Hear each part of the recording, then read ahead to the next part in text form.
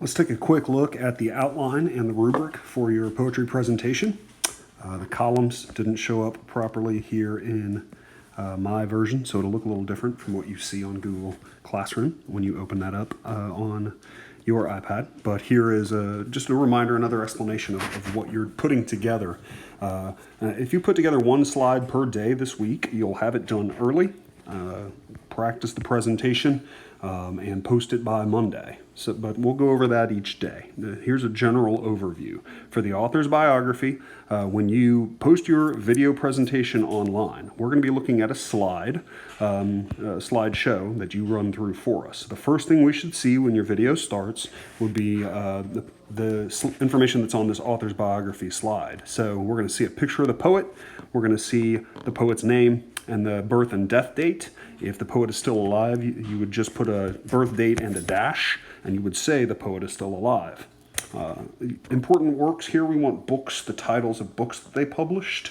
The reason that they're famous would be awards they won, places they've taught, or anything else that you find in their biography. And then an interesting fact about them, or critics' response. Item E for this slide, you're looking at, if you can't find a cool story about why they decided to become a poet or an interesting job they had, then you're going to find some criticism on the websites we're using for research that are going to talk to you about what kind of poet they were or why people liked them. You can see my example of each of these items on my presentation that I've posted for you. Second slide is going to be the full text of the poem. The simplest way to do this is to put the whole poem on one slide, and while we're looking at this slide, you're going to read it to us. If you want to add a picture to the slide, you can, so that there's a balance on the slide, so it's not all the text on one side of it. But if you don't have room, just put all the text, make it look neat. And then be careful when you're reading the poem. If you read and you're stuttering and you're stumbling over words, that can cost you a point or two on the presentation. Make sure that the poem is not so big that you can't read it all without making a lot of mistakes, and read it as clearly as possible. All right. Let's look at the poem slide. All right. The third slide we should see would be when you're explaining the poem.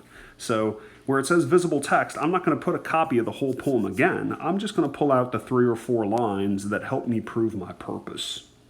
I also need a sentence on slide number 3 that gives the full purpose of the poem. So that's going to be the poet wrote the poem about the topic of the poem to show the significance of the poem.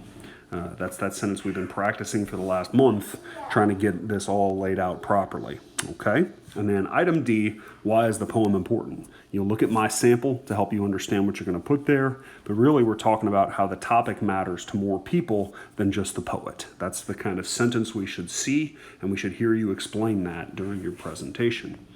The fourth slide are these MLA citations. Okay? When you see my presentation, you're going to see the way they should be formatted. You should have 2 separate sources. You get a bonus if they're not from Wikipedia. And make sure that it's spaced properly. If you look at here, item 4B, number 3 says match the sample entry. Right there, see that? That means it should look like mine. Okay, and if it doesn't look like mine, or you're not sure how to make it look like mine, guys, you got to be in touch. So these are the expectations for the presentation. Okay, the slideshow that you're building this week. A couple of reminders: when you put this together and read it to us, make sure you know your topic. It should not sound like the first time you've read your slideshow out loud. Okay, we want visuals, not verbals. So if you are talking about the poet, try to keep it simple and short. Don't have big, long explanations. Most of you guys did a really good job of this in class. We want to see things, not just the words. Okay? Prepare and read well, and if there's a lot of errors on your video, don't post that. Start again. Okay? If you know how to splice the video, you could read it one at a time and then put them together with iMovie, and that way you wouldn't have to reread as much. But if that's beyond you, keep your presentations and your slides simple, and then do a good job on your presentation. All right. Please let me know if there's anything I can help you with. You email me today, tonight, tomorrow. You'll hear back from me soon. I hope you're enjoying the process, and please let me know how I can help.